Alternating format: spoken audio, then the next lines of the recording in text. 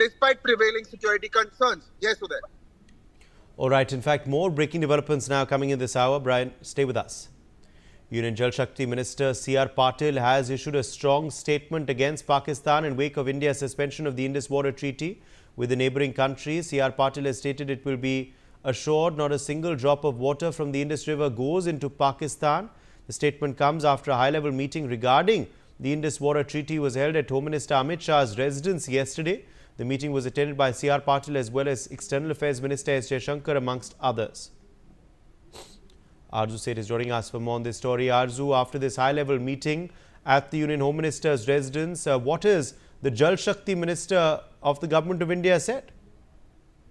Well, definitely, Uday, a very big statement given by the Jal Shakti Minister when he said that not a drop of water will go to Pakistan. And in fact, this is being said after a very key and crucial meeting that held at the residence of the Amit Shah, where the External Minister, also the Jal Shakti Minister, and apart from that, the senior officials were also present in the meeting. Also, the government was preparing, short, medium, and long-term plans to implement the Indus Valley Treaty suspension that has been decided by the government of India. This is what C.R. Patil said after the meeting with the Union Minister. And also the Indus River system, Indus, Jhelum, Chenab, Ravi, Beas and Satluj is Pakistan's main source of water, and 80% of its cultivated land, which is about 16 million hectares, relies on the water from the Indus system. Nearly 93% of the water, from the Indus is used for irrigation, powering the country's agriculture backbone, and overall,